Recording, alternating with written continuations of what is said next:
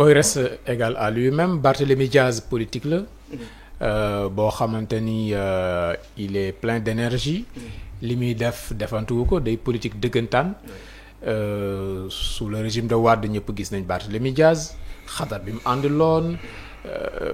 Parti socialiste bu amee un nouvel élan génération Barthélémy Diaz la sous Tanor Dieng ak ñu mel ne moom ñoom Alioune Ndoye ñoom Abdoulaye Wilane ñooñu ak ñoo xam booy lim nii da ngay fàtte bien sûr Aïssata Tall ñooñu ñoo jox Parti socialiste beneen souffle ba ñu dellu siwaat ci diggu politique bi ci nguuru Abdoulaye Wade à partir de 2007 jëm 2008 parce que bi ñu perdre pouvoir bi en 2000 c'était très difficile donc il a fallu que ñu am jeunes yu mel noonu à l'époque ñu ñëw ak seen fougue ak seen énergie te tamit c'est un énarquant néewul xam-xam politiquement xam na fi muy teg tànkam yenn saay comme politique yëpp mu tarxis et Abdoulaye Wade lu ne def na ko pour récupérer ko à l'époque lu ne Barth moo doon bañ lu mu bëggoon rek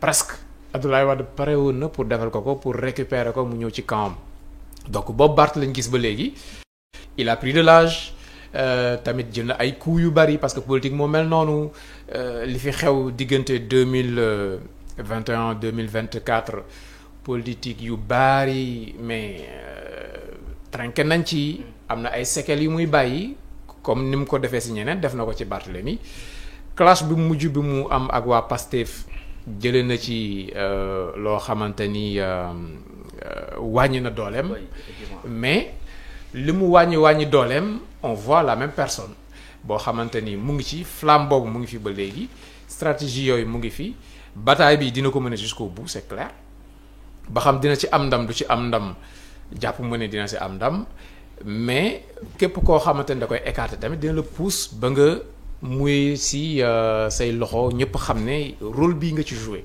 et là mu xool naka la ci rebondir pour son avenir politique et moi je suis l'un de ceux parmi ceux et celles qui pensent que c'est heureux que ñu am ñu mel ne Barthélémy Diaz ñu nekk ci langue politique bi di ci bàyyi seen waar ak nuñ ko mënee luñ ci ruus ne serait-ce que débat bi ñuy teg rek voilà loolu benn plus la maintenant ça va être très compliqué tey boo dee wax ne ok waa Khalifa ak waa Barthélémy ñu ngi toog di waxtaan jubóo nañ jubóowuñ ça veut dire ce que ça veut dire ça veut dire que déjà ñoom ils sont dans une très mauvaise posture et que le bon bout apparemment Pastef moo ko yore et Pastef mu ngi ci yoon bu baax bi presque pour récupérer mairie bi.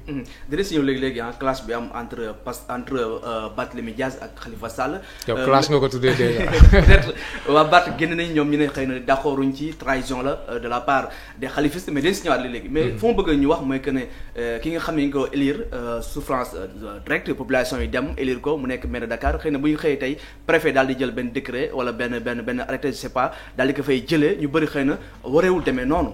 est-ce que yow jàpp nga ne xëy na jaadoo la am na ci wala tey politique la rek. man ak légaliste la. oui. loi yi dañ koy prévoir loi bu amul. buñ ne fii dañ fi tere ku fi tux loi bi day daal di tàbbi boo fi tuxee da ngay jalgati loi bi. buñ ko terewul mën nga fi tux bu dee dëkk bëgg a tux. oui. loi yi la ñun dañoo am benn état am ay loi ak ay règles benn citoyen boo xamante ni autosaisir nu wala saisir na ñi nga xamante ni ñoom ñooy autorités yi. par rapport à un élu boo xamante dañ ko condamné définitivement am na lu ci prévoir.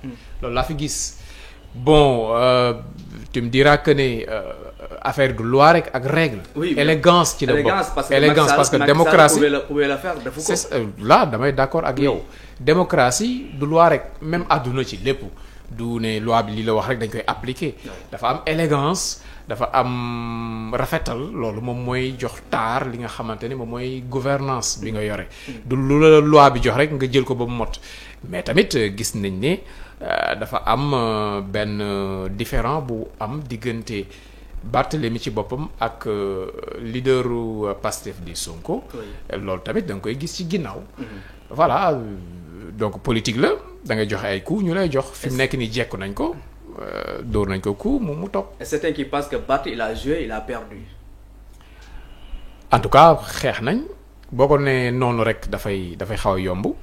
bataille politique la fi mu nekk nii jekku nañ ko dominer nañ ko. ba nga xamante ni apparemment dafay ñàkk mairie bi ñàkk na ko déjà. day xool lu mu limiter les dégâts. voilà parce que ils ont mal négocié yenn tension yu am seen diggante. Barthélemy ak Sonko. je crois que ba fii peut-être fugg bi nekk ci kii nekk ci kee même Bougane boo ko déjà xool ñett ñooñu bu ñu defoon tuuti rek dal. ok am na ay réero yu dox seen diggante présidentielle bi 2 tours yi après juste mais réero yu ko gën a profond daan na fi am ñi ñi gérer ko continuer di def seen politique ensemble mais ils n'ont pas eu cet tact pour xool nu ñu defee ay recul yu intelligent pour rebondir àndaat particularité Pastef tamit mooy dine dafa am ay militants yu féroce yoo xamante ni dañu am baat trop ci ni parti bi di doxee ak ci décision yi leader yi di jël ñoom souvent bu ñu tiiree benn sens rek seen leader yi dañ leen fay fekk loolu tamit dafa bokk ci faiblesse u Pastef.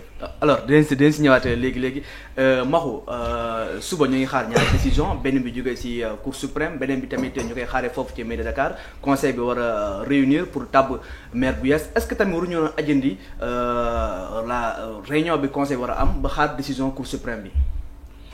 non pour man li ma waxoon l'autre jour rek laa lay waxaat parce que en fait pour man dañu nekk ci soo xoolee Sénégal ni ñu tëggee loi yi y a une chose boo xam ne nit ki mënu ko perdre dama waxoon dès le début ma waxoon fii dinaa ci ñëwaat man ma toog fii cuun toog fii ma ne ko cuun Sénégal da ngay xam il faut comprendre l'histoire parce que la justice elle est toujours influencée par les désirs des individus ou bien de la population à un temps bien déterminé. Sénégal ni ñu ko ñagee suñu loi yi yëpp 98% des lois dañ ko ñag pour doole ji rester avec le pouvoir central. Le pouvoir central ku mu bëgg a démettre mën na la démettre ay am na artillerie juridique boo xam ne mën na ko permettre mu génnee ku mu war a dindi te man je demeure convaincu je voudrais pas bëgguma doon paaka bi jiitu ci mbar mi mais je demeure convaincu que ne demain Cour suprême dafay confirmer décision bi nga xam ne moom lañ jëloon waaw mooy vacances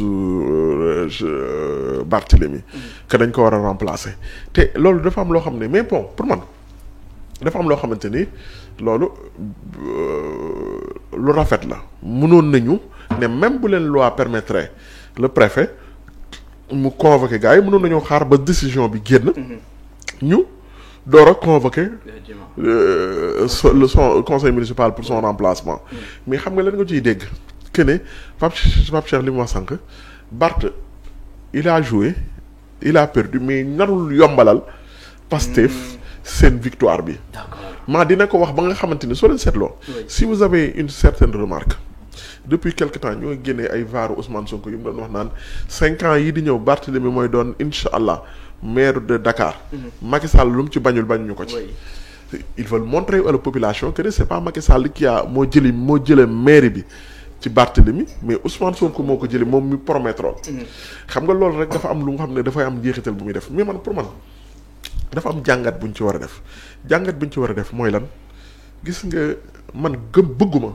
loi nag moo ko dindi parce que dama jàpp ne loi moo dindi Barthélemy fi mu nekk mais pour man loi boobu ci moom yooyu noonu dañ ko war a dindi ci l'arsenal juridique du Sénégal parce que les populations dañuy dem au suffrage universel direct choisir ki ñu war a choisir ba pare mais parce que yu ci ëpp juste c'est permettre parce que tey jii dama lay wax leen est-ce que xam nga ne loi permettre na tey jii su fekkoon Barthélemy te loolu le problème ne se pose pas Barthélemy bu nekkoon Pastef mais il sera toujours maire ah quel que soit parce que soit lu fi nekk parce que même gis nga en tant bu ñu koy démettre en tant que député de la République il a fallu à ce que ne la condamnation officielle soit ñu dindi ko ñu pour le ministre de la justice annoncer ou bien même alerter l'Assemblée nationale que ne Barthélemy mii dafa am condamnation définitive. mais léegi su Barth nekkoon parti au pouvoir. nga yaakaar ne le ministre va saisir l'Assemblée nationale.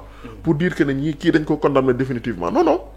mais parce que loolu yëpp il faut que ñun heure bi ñu ci waree wax gis nga te ñun. est-ce que aussi waruñu defaat texte yi ba nga xam ne. mais loolu mooy problème bi dañuy nekk moment boo xam ne heure bi pour man. le pouvoir dafa am y a des questions yoo xamante ni gis nga pouvoir ak opposition dañ ci war a toog waxtaan. parce que gis nga tey jii Pastef mën na ci écarter Barthélemy de Pastef écarter nañ ko ci. écarter nañ ci seen candidat Ousmane Sonko. ci loo xam ne man dama jàpp ne du yoon. Ousmane Sonko su demoon doon candidat. tey jii problème bi ci am entre moom cette dichotomie là qui existe entre moom ak Barthélémy ak le président Diomaye dootul am. parce que on aura Ousmane Sonko comme président de la République parce que comme candidat de Pastef mais duñ ci waxtaan gis nga loi bi nii lañ koy bàyyi Pastef mooy perte pouvoir bi. keneen ñëw fi utiliser les mêmes lois. te loo xam ne du yoon gis nga grand. te lii Afrique dafa am loo xam ne ni gis nga comment on a galéré pour jël. Nul ne peut faire plus de 2 mandats consécutifs. te loolu Afrique yëpp problème la. Cameroun c'est le même problème Côte d'Ivoire c'est le même problème mooy lan dañuy dem 3e république dem ba si yàgg ñu changer constitution bi. bu ñu changer constitution bi on rebat les cartes. nga commencé léegi defagoo benn mandat alors que yow def nga 4 mandats léegi day mel ni defoo benn mandat am nga droit présenter waat. problème yooyu dañ ko war a lijjanti ci benn yoon ci benn loi boo xam ne dañuy wax ne comme ni ñu waxee ne. la durée du mandat du président de la République est de 5 ans. Cette disposition de la loi ne peut être changée. dañu war a am loo xamante ne dañuy ñàkk loi yi ba nga xam ne politiciens yi quel que soit ñoom seen mauvaise foi du ñu am droit c'est vrai que ils ont nag la possibilité de toujours faire des gymnastiques juridiques. pour pouvoir génne ci lañ ci def mais dama ne yoon moo génnee Barthélemy ci bopp mairie de Dakar. mais suñu waxantee dëgg yoon la waaye tamit du dëgg. élégance bi non yoon la xam nga yoon mooy loo xam ne dañ ko bind. waaw mais teguñu ko ci dëgg. parce que peuple bi ñoo voteel Barthélemy. ba mu fale dafa waroon jeexal mandat am. mais ak ay loi ba nga xam ne da ngay permettre à ce que le pouvoir central dama ne pouvoir central au Sénégal lenn rek la mënul. soppi góor jël ko def ko jigéen. à part ça lépp lu mu bëgg a def non pouvoir parce que ni ko defee la. xam nga dafa am. des événements de l'histoire qui ont contribué au renforcement du pouvoir central au Sénégal muy la crise de 1962 Mamadou Dia Senghor dañu jël pouvoir yi nga xam ne Mamadou Dia en tout cas en tant que président du conseil yépp ñu jël ko jox ko Senghor ba ñu ñëwee ba foofu ba pare muy lan la 1980 Senghor ba mu ñëwee kii Abdou Diouf ba mu ñëwee il y avait des crises des ay wax yoo xamante ni jugoon noo parti socialiste parce que am na ñoo xam ne d'accord ñu woon ñu renforcer waat le